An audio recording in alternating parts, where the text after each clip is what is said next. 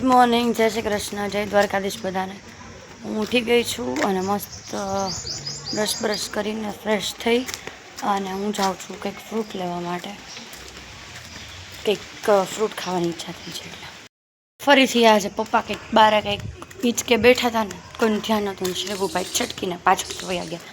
ચાયનો વાંધો નથી પણ હજી નાનકડો છે બહુ એટલે ચિંતા થાય છે એમ.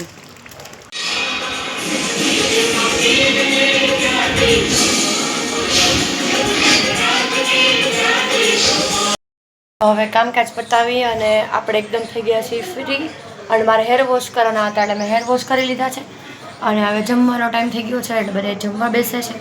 ચાલો આપણે પણ સાથે જમી લઈએ. તો આપણે ડૉક્ટર વેદાનો અંડર આઈ રોલ ઓન મગાવ્યો છે એમેઝોનમાંથી કે જેની અંદર જેનાથી એવું કહે છે એ લોકો કે ડાર્ક સર્કલ છે આપણા એકદમ રિમૂવ થઈ જાય. તો હું તમને અપ્લાય કરીને બતાવીશ અને એનું રિઝલ્ટ પણ તમને કહીશ કે કેવું નીકળવું.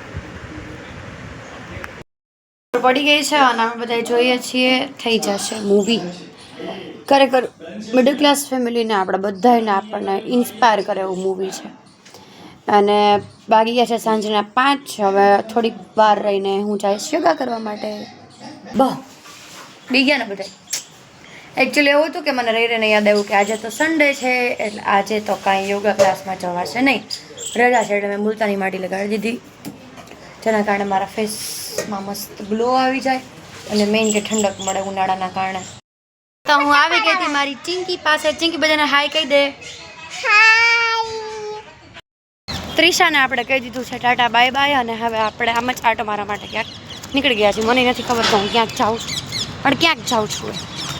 એટલો મજા આવે એવો રોડ છે ને મન થાય છે કે આમ રોડ ચાલુ ને ચાલુ રહે અને હું પણ આમ ચાલતી જ જાઉં. એટલું મસ્ત વાતાવરણ છે અને બહુ મજા આવે છે. મારા ઘરનો ફ્રી કુરિયર બોય છું. ગમે એ વસ્તુ લેવાની એટલે મારે જ જવાનું હોય.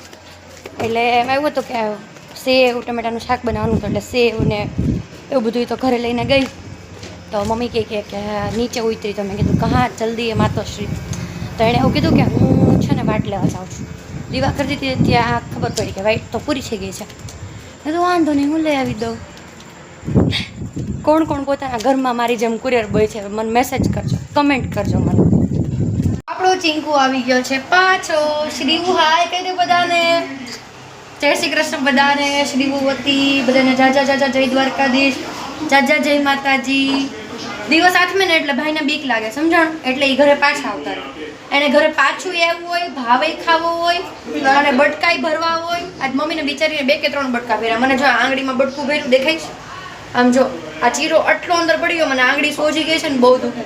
આ જો પાછળ દિવાલ દેખાય છે ને આ દિવાલે ઉપર ક્યાંક ઊભો હોય અને પછી બોલ કરીને આપણે બોલે તું મને લેવા આવ. હવે આપણે કંઈ વાંદરા છીએ તો અહીંયા ચડીને જાય.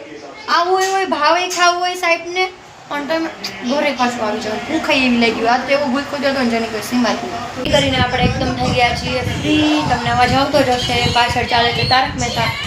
આ સાથે આજના બ્લોગને આપણે એન્ડ કરીએ છીએ અને તમને મારા વિડીયોઝ જોવા ગમતા હોય મારી ચેનલને લાઈક, શેર અને સબસ્ક્રાઈબ કરી નાખજો. જય શ્રી કૃષ્ણ બધાને. શુભરાત્રી.